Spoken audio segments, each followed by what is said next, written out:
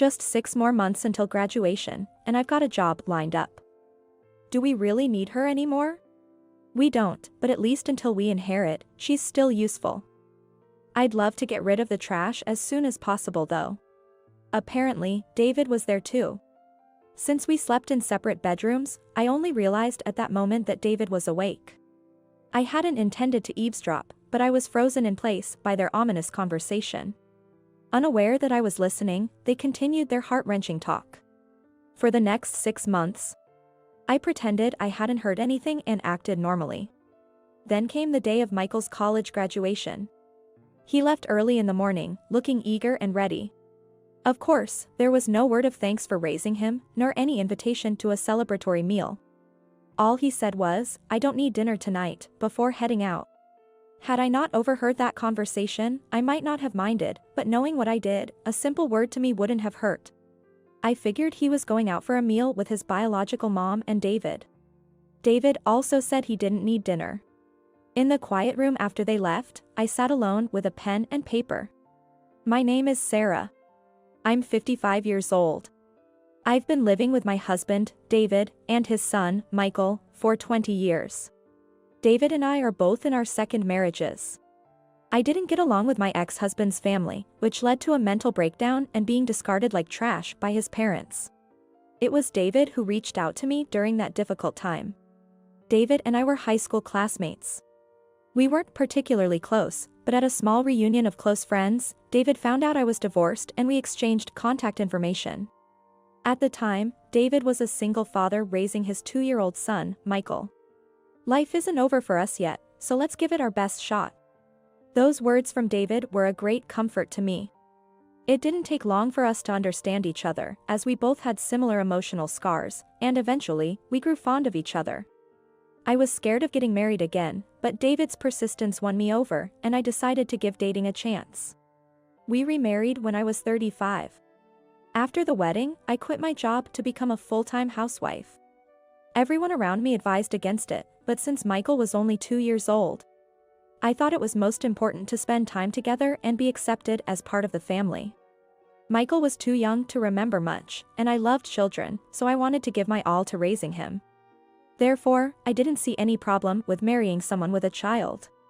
However, shortly after the marriage, I realized how naive my thinking was. Michael wouldn't eat or sleep well. He was so shy that he would cry just at the sight of me. I thought if nothing else, I just needed to wait until he warmed up to me, and I tried my best to become his mother. I stayed up with him through his night cries, and I devoted myself to playing with him during the day, but he still wouldn't open up to me. Seeing my distress, David said, "My ex was really beautiful. Maybe he just can't get used to your face." It was a thoughtless comment, but it hurt me deeply as a woman, wife, and mother. David continued to compare me to his ex-wife at every turn. "What kind of soup broth are you using?" My ex made better soup. One more unnecessary comment as he drank his soup. My ex was terrible at parenting. At least be better at that than her. He'd make it seem like he was putting down his ex, but he was really belittling me. Before we got married, he was always encouraging me, saying we should work together. After we married, he treated me like a slave. Despite my efforts, Michael never warmed up to me, and David's words were harsh.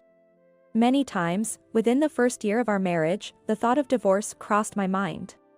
But I didn't want to be ridiculed by those around me with, "I told you so." I kept encouraging myself with the saying, "Never give up," and carried on with household chores and childcare. Michael never truly warmed up to me. He stopped crying at the sight of me but never smiled at me or called me mom. David and his family, and even strangers, received his affections, but for some reason, I seemed to be disliked. Despite this, I slowly grew to love Michael. I was happy to see him grow. "Don't come, Mom." When he started kindergarten, he reluctantly called me to Mom, but if I attended any events there, he would glare at me and send me away. Even when I consulted with Mr. Smith, his teacher, he said, "He's just being clingy," and offered no solutions. While I was happy to see Michael grow, our strained relationship troubled me. "You'll get used to it eventually." David dismissed my concerns, not really addressing them. One day, I asked Michael, Michael, I love you so much. What can I do for you to love me back? Michael looked surprised by my question. I sensed something was off, but I waited for him to speak. He opened his small mouth and said, Mom, do you really love me? Of course I do. You're lying. Dad said you hate me. I was shocked by Michael's words. David said that? What was going on? What do you mean? Did Dad say I hate you? Yes. I'm not stupid. You're a fake mom. You made my real mom leave. Michael stormed out of the living room. I was devastated. I had nothing to do with David's divorce from Michael's mother. Yet David blamed it all on me. Even as Michael grew older and still wouldn't open up to me, still calling me a fake mom, it was all because of David. That night, I confronted David. Michael called me a fake mom. I don't think he would know those words unless someone told him. No one else would say such things to him but you. But David responded unapologetically. I did say that, but it's not wrong, is it? Don't blame me for not being liked. I was too upset to say anything back. I still don't understand why David would say such things. Ultimately, my relationship with Michael never improved, and I grew more distant from David. But time waits for no one, especially a growing child. When we were preparing for Michael to start elementary school. Is this backpack okay? David pointed to an expensive, high-end backpack. I was taken aback by the price. It's nice, but isn't it a bit too expensive?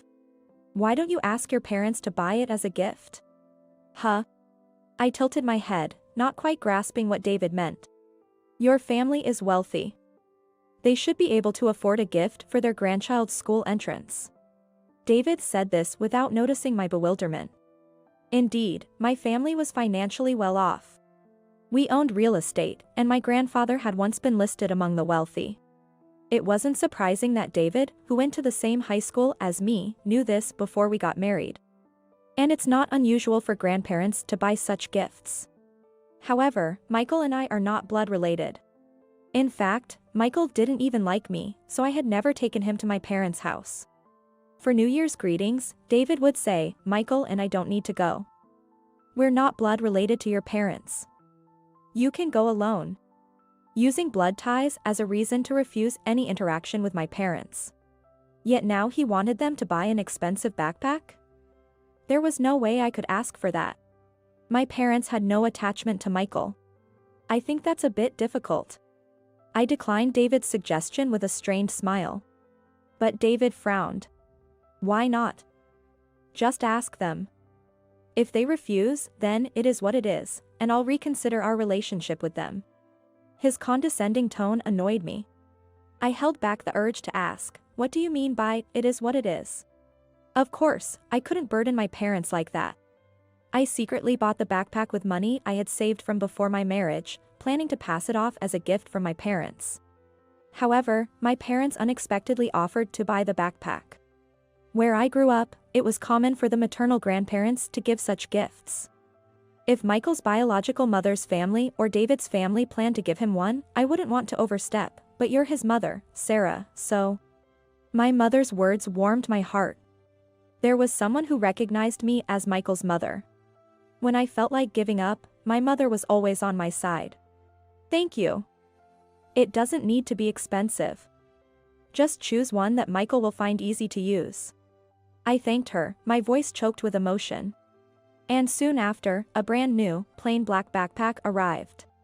Michael's eyes lit up as he eagerly tried it on. However, David frowned at Michael's delight. What's this? It's too plain.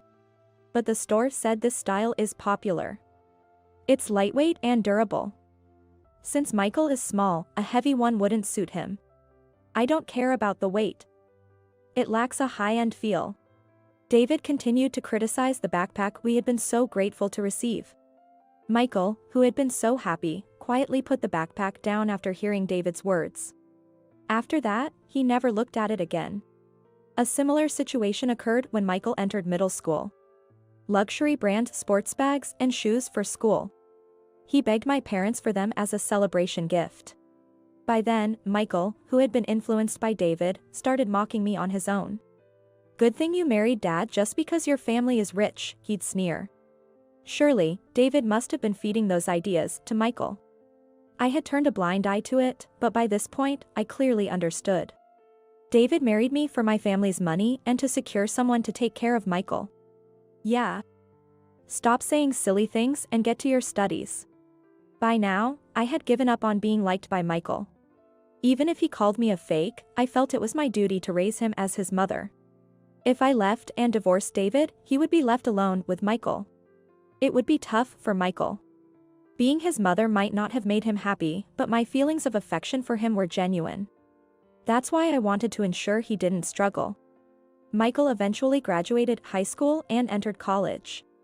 When it came time for college, David suggested we ask my parents for financial help. "Your parents should pay for their grandchild's tuition. The money will eventually be yours, so it's better spent on Michael now." But asking my parents for such a large sum was out of the question. This wasn't like asking for a backpack or a sports bag. I knew David would make snide remarks if my parents didn't help. So, I used the alimony I had received from my first divorce to cover the tuition. I had other plans for that money, but I used it for Michael's education, pretending it was from my parents. Thanks to that, Michael was able to attend college for 4 years. He got a job offer, and graduation was just around the corner.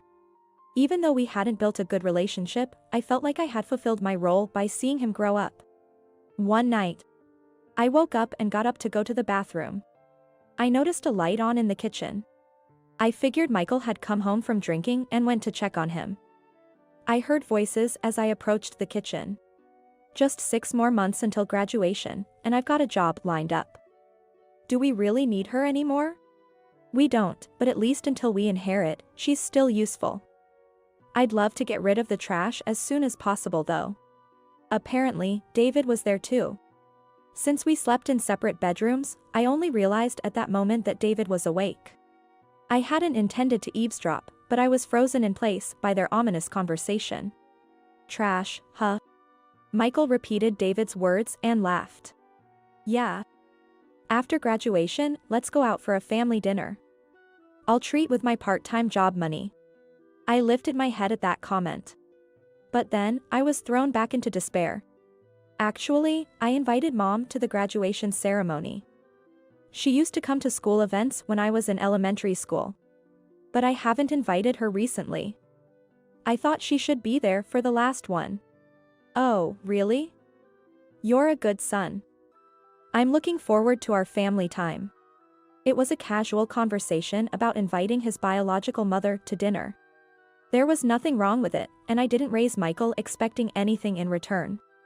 But I had been rejected from attending every school event and milestone since kindergarten. Even when I expressed a desire to attend his college graduation, I was told, parents don't attend college graduations, so I gave up. But to think that he had been inviting his real mother since elementary school. She didn't raise him or pay for his education, just gave birth to him, yet she was getting all the credit. David must have facilitated their communication, but he never considered my feelings. Even though I tried to accept it, Michael's words about preferring his real mother over me cut deeply. Well, I do appreciate Sarah, but she's not family. When I was divorced, I wondered how I would raise you up. But having a housekeeper like her was helpful. Yeah, her cleaning and laundry were good, but I wish her cooking was better.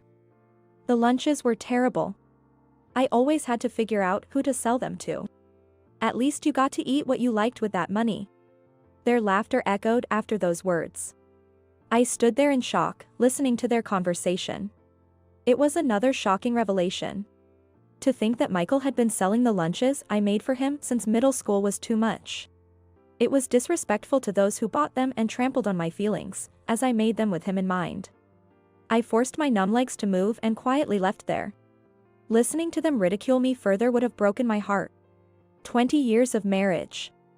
I had been raising Michael since he was 2 years old.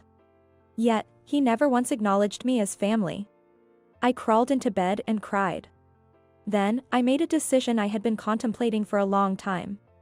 For the next 6 months, I pretended I hadn't heard anything and kept up appearances. Then, the day of Michael's college graduation arrived. He left early in the morning, looking eager and ready. Of course, there was no word of thanks for raising him, nor any invitation to a celebratory meal. All he said was, "I don't need dinner tonight," before heading out. Had I not overheard that conversation, I might not have minded, but knowing what I did, a simple word to me wouldn't have hurt. I figured he was going out for a meal with his biological mom and David. David also said he didn't need dinner. I saw them off and sat alone in the quiet room, pen and paper in hand. Around 1 p.m., still early for them to return, my phone rang while I was having lunch outside. It was a call from David. I glanced at it, smiled slightly, and sipped my coffee. I had no intention of answering right away, letting it ring for a while. They must be in a panic on the other end. When I finally thought it was enough, I picked up my phone. "Hello? Sarah, where are you? What's with that note?" As expected, David was in a panic. Seeing the note meant he had returned home. "If I told you where I am, it wouldn't be a runaway. Everything's in the note." When I said that to David, he kept saying, but, well, unable to form a coherent sentence. Since the conversation was going nowhere, I sighed deeply. That's how it is. Once you've signed the divorce petition, file them. At that, David seemed to regain his composure, his voice growing firmer. I had left a note and the divorce petition behind. I won't accept a divorce. And what's this about unpaid tuition? That made me smile again. Clearly, the unpaid tuition worried him more than the divorce. "Oh. Aren't you supposed to be at work? How do you know about that?" David faltered. He had likely attended the graduation ceremony with Michael's biological mother. And he found out about the unpaid tuition there. Anyway, they said he can't graduate unless the outstanding tuition is paid by the end of the month. Tell your parents to transfer the money immediately. Why should I?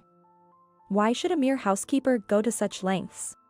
My tone grew stronger, reflecting my true feelings. I'm a housekeeper, right? You've been brainwashing Michael to hate me since he was little. That's not true. He did warm up to you, and he called you a mom, didn't he? Don't lie. You made him call me that for appearance's sake. David fell silent. Anyway, I've already paid for 3.5 years of tuition. If you want him to graduate, you should at least pay for the last semester. With that, I hung up the phone. A few days after overhearing David and Michael mocking me, a tuition bill arrived in the mail.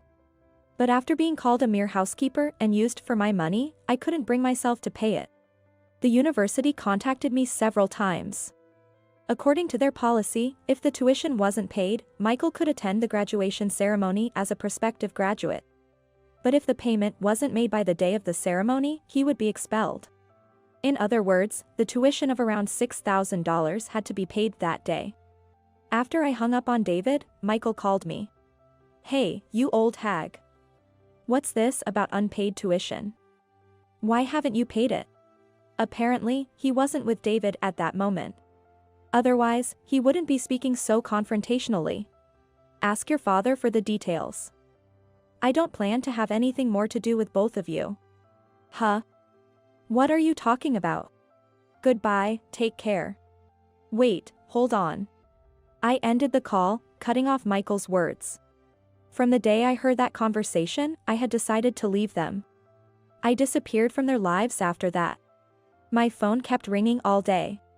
If they had time to call me constantly, they could have just paid the tuition. The next day, I changed my phone and number. 3 months later, I had to visit the city office for some paperwork and noticed that the divorce petition hadn't been filed yet. What had they been doing for 3 months? Feeling frustrated, I reluctantly returned to the house. The key still worked, so I let myself in, only to be greeted by a foul smell. Gross. What's that smell? It was the smell of rotting food. As I stepped into the living room, I saw the source. Lunchbox trash and instant noodle containers were scattered everywhere. The sink was full of dirty dishes. There were socks that looked like they'd been left for ages and piles of laundry, clean or dirty, I couldn't tell. In just 3 months, the house had turned into a garbage dump. It was expected, in a way. A house lived in by two men who did no housework. It was never going to stay clean. Still, I had hoped they would at least keep it somewhat tidy. Sarah. You came back. I heard someone calling my name. I shudder involuntarily. I turned to see David with a scruffy beard. What about work? I asked, and David reluctantly began to speak. Well, I got fired. What? Fired. I got caught taking money from the company's safe to pay for Michael's tuition. His words stunned me. You embezzled? For just $6,000. It's not embezzlement. They said they'd let me off if I returned the money. And we don't need to pay tuition anymore. So stop being stubborn and come back. Are you insane? I shouted at the top of my lungs. I always knew David was a foolish man, but this was beyond anything I could imagine. I already told you in the note that I'm cutting ties with both of you. But without you, I can't survive. Besides, it's your fault for not paying the tuition in the first place. I sighed deeply once again at David's defiant attitude. Please, come back. I love you. David was now begging and crying. He was saying words he had never said to me before. At this point, those false words of love meant nothing. You've always relied on others.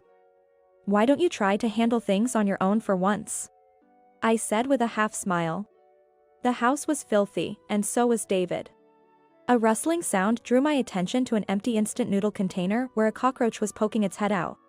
In this state, Michael will probably leave too. At this rate, your only family will be the cockroaches. I laughed as I said this. David had no response, just hanging his head. Eventually, the divorce petition was submitted. 3 years passed in my new life. I finally felt like I had found happiness when I received some tragic news. My mother had passed away. At the funeral, as I sat quietly, two shadows approached me. I slowly lifted my head. Long time no see. You look better than I expected. It was David and Michael. David and I had many mutual acquaintances. They must have heard about my mother's death through the grapevine. Despite everything, Michael had received a lot of help from my mother but never showed any gratitude. Thinking they might have come to pay their respects, I felt a bit glad and said, "You guys came." "Of course. You were an only child, right? So you'll inherit her money, and eventually, as your child, I'll inherit it too. I should at least thank Grandma." "What?" I involuntarily scowl. Michael's outrageous statement made me feel disgusted. "What are you talking about?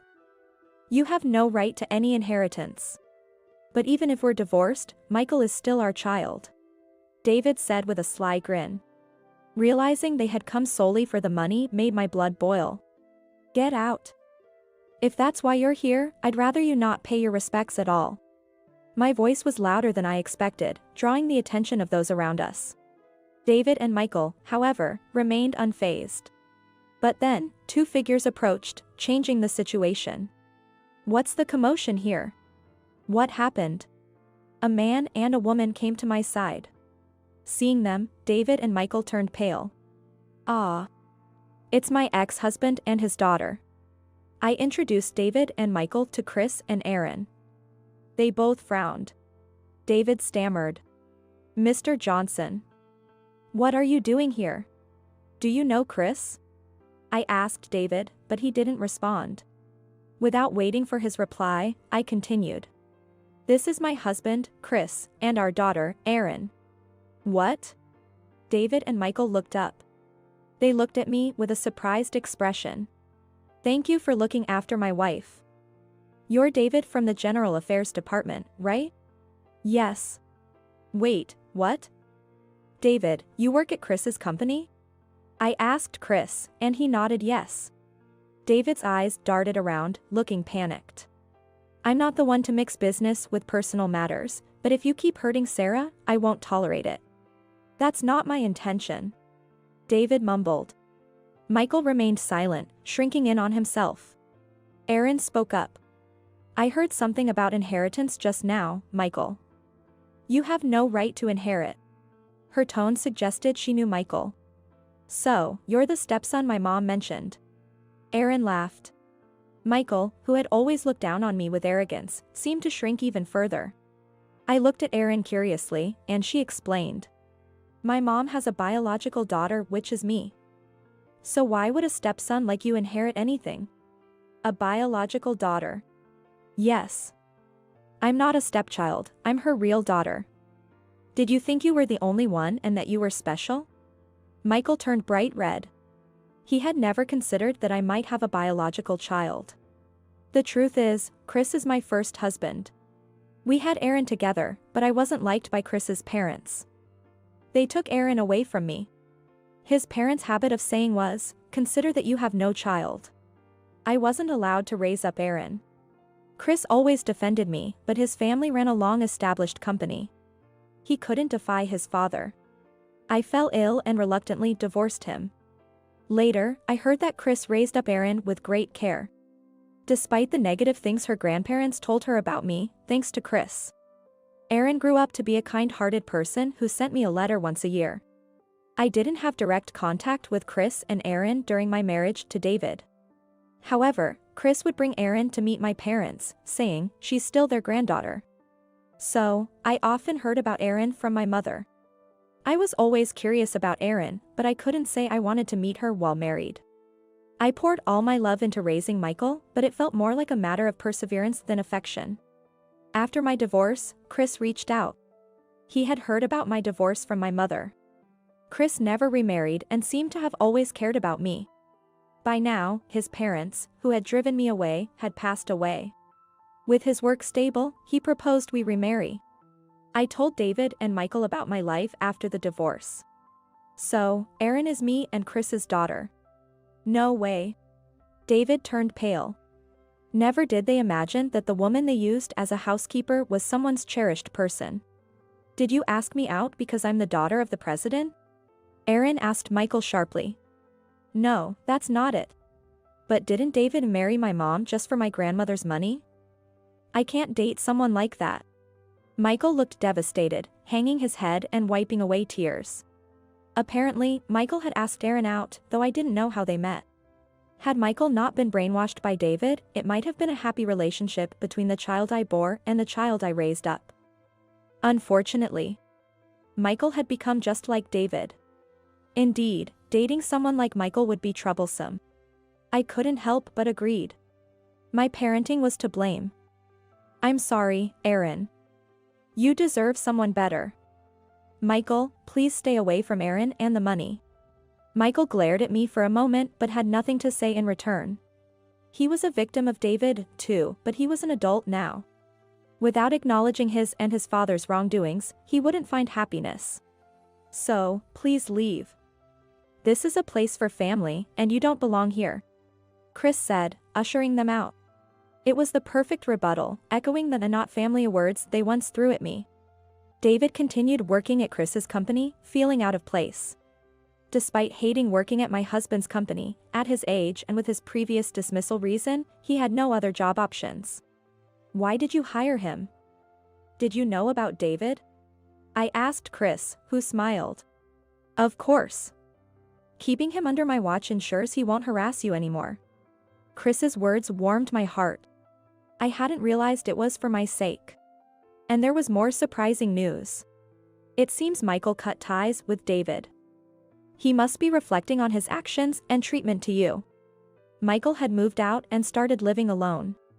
Being rejected by Aaron, and realizing he wouldn't inherit a fortune, he finally understood that he needed to work hard for happiness. While I felt vindicated regarding David, I didn't wish unhappiness on Michael.